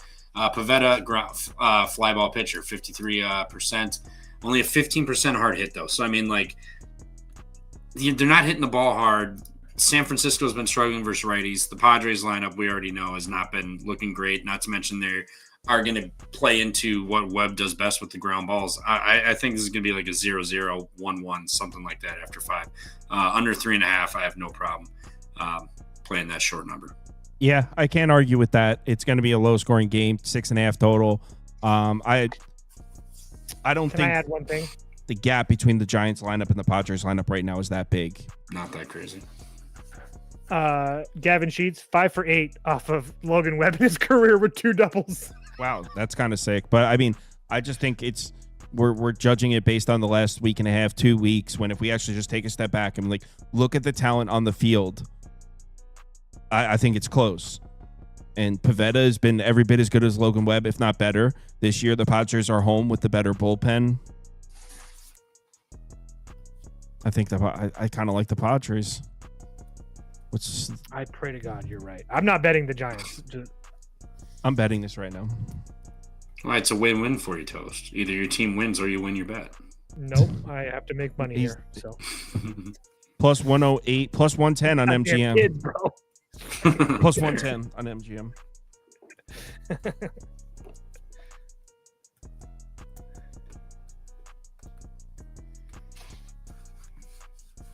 Well, 1 second. Let me bet the Padres.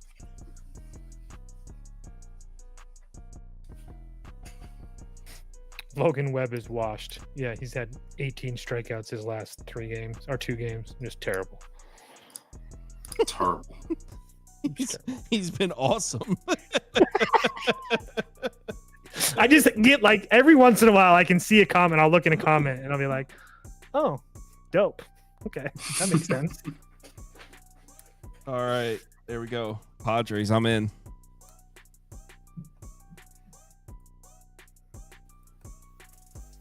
Next up, Marlins Dodgers. Oh my God.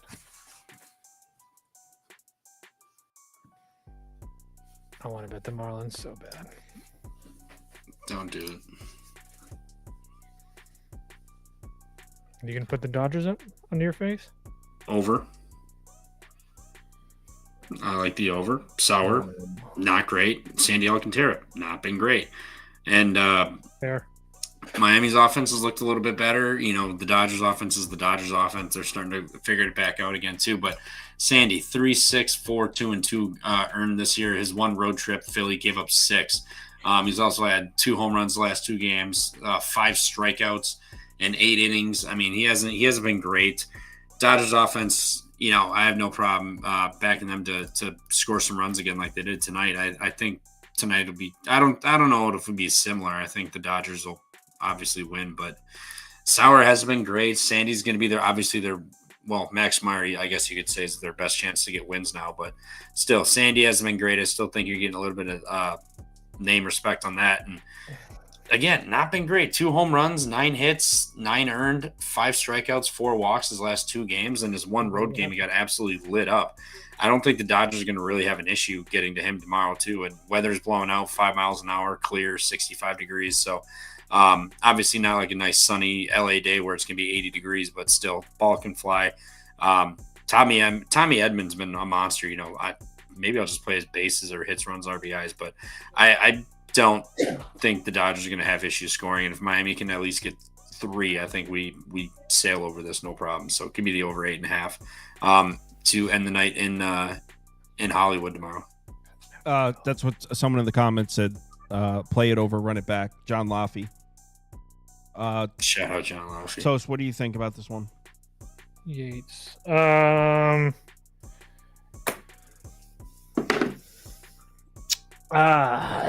don't hate the over. You can put the Marlins up for me. Depending, we're gonna see where this is at in the morning. If I don't get it, the number like 175, I think it's only going to go down. But my thing is this: you're going to have a Dodgers team that their offense is starting to come back. That's why I'm not going to hate on the over. But I do think that if Sandy can get through a little bit, I think this game's a little bit more of a coin flip. I think that the Dodgers had a lot bigger of an advantage today than they are going to have tomorrow. And as we see, they only won this game 5-6. Not to mention the fact you're going to have Kirby Yates, Evan Phillips, Tanner Scott, all 2 of the last 3 days as well. Actually, it would be the Marlins or probably Marlins team total over. The number would be Marlins team total over 3.5 minus 3.5 plus 100 on ESPN Bet. That's probably what I would be looking at. That way I don't have to deal with Sandy as much as I would love to. But this Marlins offense, again, it's been producing at just a fine level. And if you're going to give me a run-of-the-mill starter for the Dodgers and a weak bullpen, I'll take it. I don't even really know what to say about the Dodgers. I kind of want to just take Dodgers minus 1.5, but I'm not going to. The Dodgers are a strange team right now. And now it's like, okay, we got Matt Sauer on the mound. How do we even price the Dodgers game out right now? That's the only reason why I didn't really want to play on the Dodgers. Obviously, they're scoring runs right now, so we'll see. That was the last game. I'm going to do NBA now. Gentlemen, enjoy your night. The Knicks play tomorrow? Yeah. Yes, sir. All right, cool. Over 213.5. It's probably my favorite NBA bet. Over. Okay. Thank you. All right. Later, boys. Have a good night, guys. All right. Oh, 1 sec. Let me set the screen up. You know, someone hit me up on Instagram and was like, he produces a show, and he was like, this is how you set the screen up before. Like someone heard me say that, and it actually hit me up about it. That was cool. Appreciate that. Talked to him for a little bit today. All right. Pacers, Bucks. All right, so these games are a lot more interesting than tonight's were. You know what? It wasn't that I mean, that Rockets-Warriors game was awesome. It wasn't that I was uninterested in that. It's just like I was having trouble finding a bet I liked. And sometimes it's tough where if you can't find everyone wants to, we're all going to be watching the game. Everyone wants to place a bet, and everyone's watching the channel looking for a bet. And when I can't find one, it's like frustrating. Kind of how I feel about some of these. But all right. 1 second. Bucks Pacers in Indiana for what is going to be game 5. Bucks facing elimination here, and we've seen a bit of a turnaround when it comes to the Pacers. After going 0-4 against the spread against this Milwaukee team in the regular season, they are now 3-1 in the series, 3-1 against the spread. What's crazy is, all right, the first half got off like we expected. We had the Pacers first quarter team total over. That hit for us. Pacers were able to keep the pace up, a 101.3 pace in the first half. And when the pace is fast, the Bucks are going to lose. And when the Pacers have this game at a pace, when Indiana has this game running a fast pace back and forth, they have the serious advantage. And we saw that in the first half. Problem was the Bucks in the second half, the Bucks finally were able to slow the game down. In the second half of Game 4, the Pacers down at 93-3. Pacers were still scoring, but the Bucks were better. When the game slows down, the Bucks stand more of a chance. Are the Bucks able to slow this game down? Because if you're Milwaukee, that's what you do. You're coming into this game. Our only chance is to slow this game down. If you're going to try to sprint up and down the court against this Pacers team, the Bucks are going to lose. There might be teams that could do that. Oklahoma City can run up and down the court with the Pacers. There are teams that can do that. The Bucks aren't one of them. If this game's going to be played at pace, the Pacers are going to end this series tomorrow night. Obviously, the news, Damian Lillard torn Achilles. That sucks. Not only out for the series, I'm sure next season will be a discussion too. Very serious injury, a torn Achilles. I believe there's degrees to tears, though. So hopefully we get some good news on it. But obviously, he won't be playing in this game. I know you might be saying, Kyle, who cares? Not who cares. That was the wrong phrasing. You might be saying, Kyle, I don't think it matters much because Damian Lillard wasn't even playing that well in this series, which is kind of true, but the games where he was out there, the Bucks offense was better. So clearly his presence on the court means something. His games 2 through 4, the offense was at 115.9 in terms of offensive efficiency compared to game 1 without him. If you remember, the Bucks just got smoked. They were down like 30 points at half. So, I mean, it's kind of hard to find anything in this one. I have this one. at about 7.5, and the total at about 223.5. So I think the market's perfect in this one. Bucks facing elimination. I can't see Milwaukee being a team that doesn't give us their all. This is a team that consists of a lot of players that have won a championship. I think they probably believe they can come back in this series. I think we'll see a great punch here from the Bucks. I think that we're going to see the Bucks are going to leave it all on the floor in this game. Are they capable of winning? Maybe not. But if you put a gun to my head, maybe Bucks first half. What's that number at? This is not one of my bets.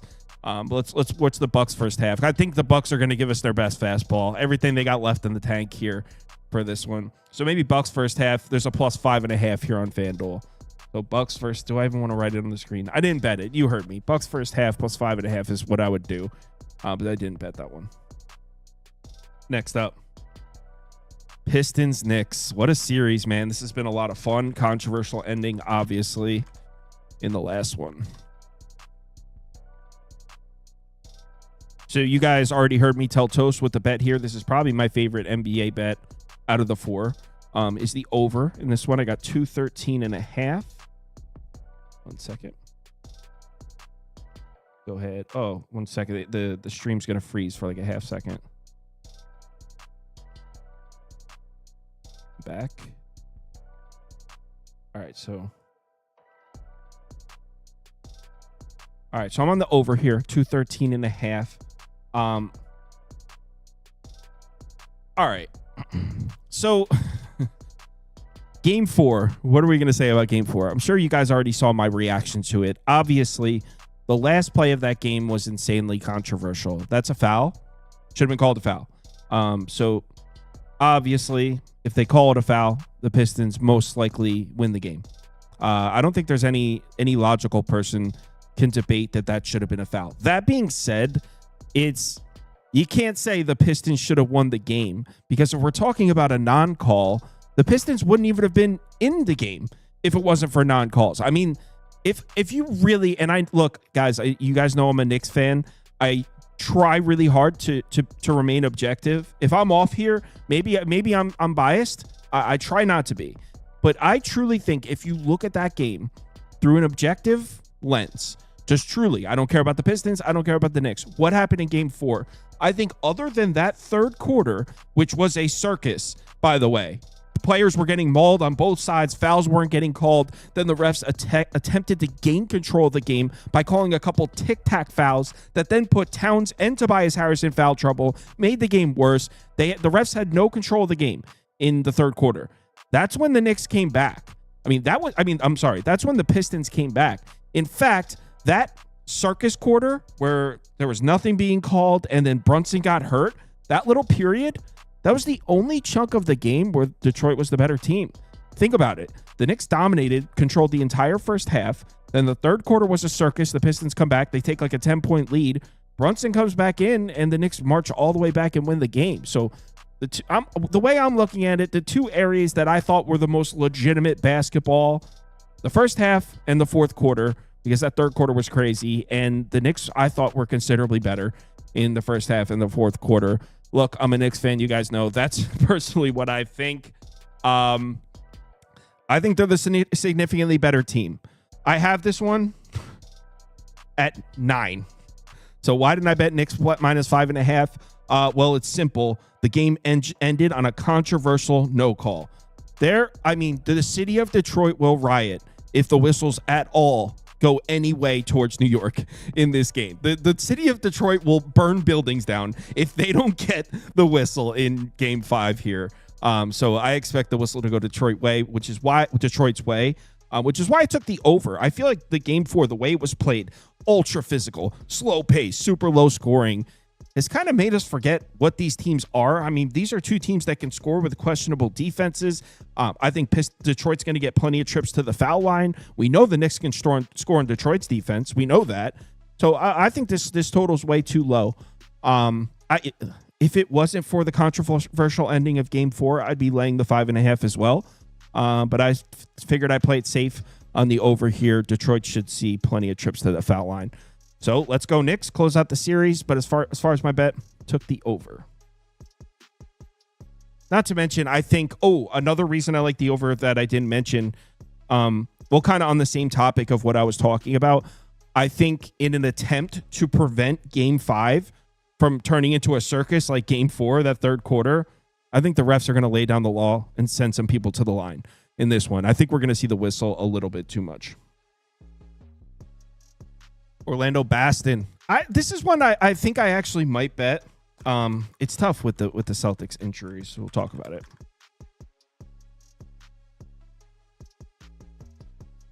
All right. Orlando on the road in Boston.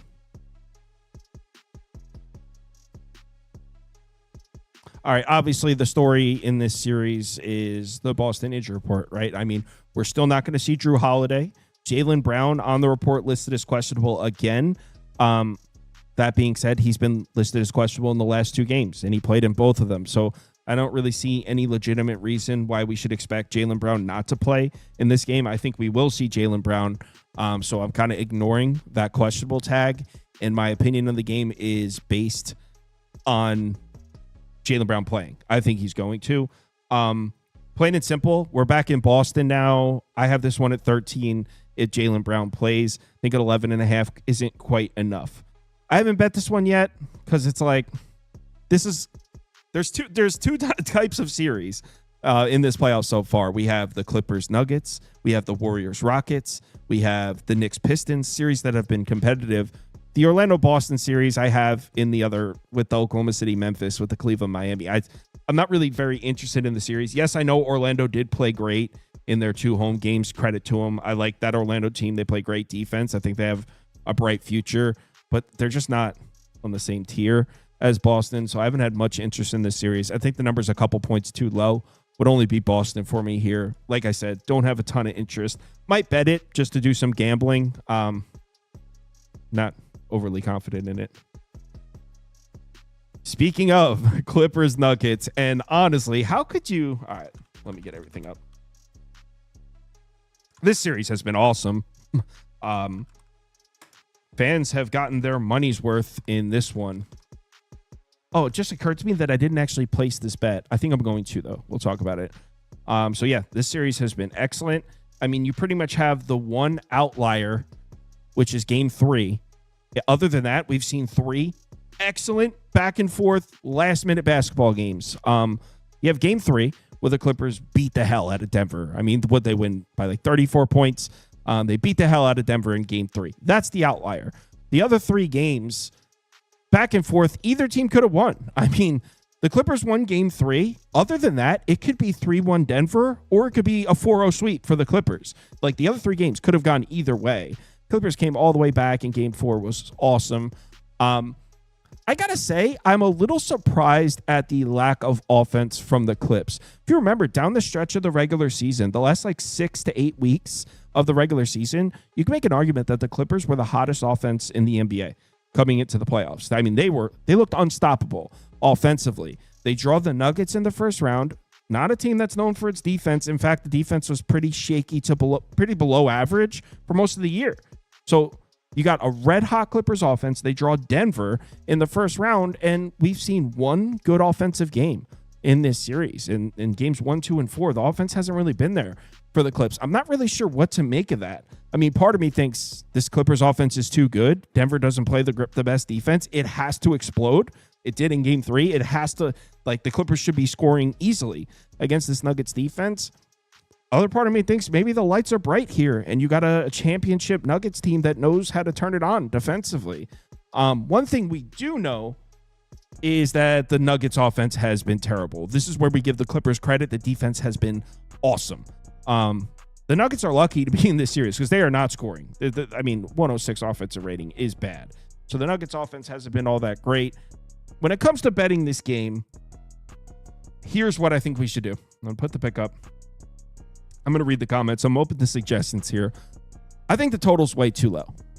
Now, I know some of you are going to be hesitant to bet this. Why? Because we just lost with an over in this exact series. I had over 212.5 on Saturday. In fact, I had a great Saturday. It was one of my only losses of the day, was this over. So it's now 4 points lower than that like I said, this Clippers offense, it was so good for like 2 straight months entering the playoffs. Denver is not a good defensive team. I feel like the Clippers have to score on this Nuggets team. And while I was watching Game 4, obviously sweating it over, I needed overtime with that Aaron Gordon putback at the end. I needed that to be tied to go to overtime. So that's what I was rooting for, because my over wasn't really even close. But watching that whole game, sweating it over, there were a lot of really makeable shots on both sides that didn't fall. And I feel like that's kind of been the story. We've seen some great defense from the Clippers. Well, we've seen some great defense on both sides. We've also seen a lot of makeable shots not fall. So I think now the market betting this all the way down to a rock bottom 208.5. I think now is when you play on the over. I know we just lost with an over in this series. I think this is the best bet on the board. The best bet in this game in terms of a side or a total. I think it's the over. I'm going to bet this. As far as a side, I think the Clippers are the better team. So if we're talking under possession, I think you got to go Clips. I'm not betting that, though. Based on what we've seen, like we had that one outlier Game 3. The other 3 games have been coin flips. Either team could have won. Like I said, it could be 4-0 Clips. It could be 3-1 Denver right now. So I don't see how you can make a realistic case for the side, because we've seen basically every single game come down to the last possession. But I do think the over's the play. So you know what? I'm going to bet this. I'll bet this right now so I don't forget. 1 sec. You can get a 208. You can get a 208 on Caesars. Let's do it. Actually, hold on. Let me make sure I didn't bet this and forget about it. Let me check my slips here in the Discord. No, I didn't bet it. I'm betting it right now. 208 on Caesars. I just think the 208.5 is a little bit of an overreaction, especially when these makeable shots have been missed. I mean, the totals in this series were what? 214, 212, 212.5. Now it's 208.5. A significant drop, especially when like the Clippers could. Hey, my flashlight always turns on. When we know how good this Clippers offense is capable of being. Also, we know Denver's capable of. We haven't seen Denver shoot the ball well in this series. Maybe they have a good shooting night. I think there's so many avenues that could get us to an over.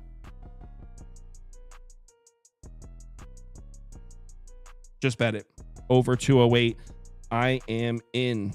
Let me read up on the comments real quick because I've been neglecting them. See if anyone's sharing anything in there.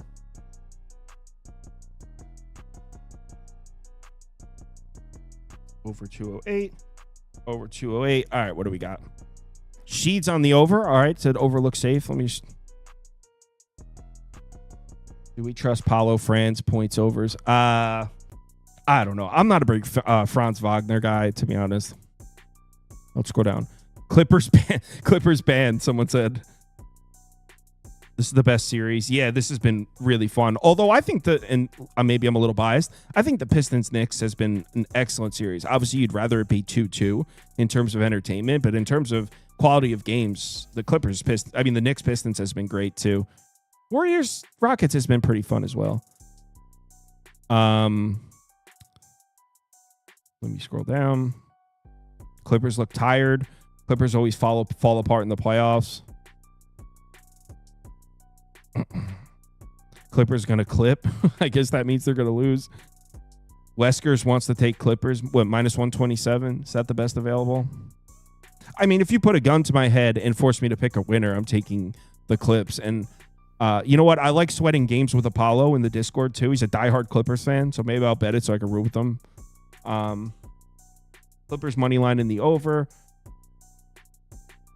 Yeah, Jay Steele. See, he said Joker hasn't had his points game yet, and that's kind of in line with what I'm saying. Not specifically Jokic, but the Nuggets haven't had a good offensive game this whole series. So, like, back at home, they need it. I think the Nuggets. I mean, we haven't seen that. Look at the Nuggets shooting numbers in this series. It's terrible. Nuggets haven't won by more than 3 in this series. Clippers have already blown the Nuggets out one game. It's the Nuggets' turn for a blowout. I mean, I've heard crazier thoughts than that before. I'll say that. That's not the craziest thing I've ever heard. All right, I'm down to the bottom of the comments. Tinkers on the Clippers. All right, everyone, thanks for watching. betting league standings. Give me like 30 minutes and I'll have them up, and then I'll have tomorrow's stuff up. Yeah. See you all tomorrow, 4 p.m. Eastern time. I got Modi coming on. We'll go through everything. If you need me, hit me up. I'll be up for another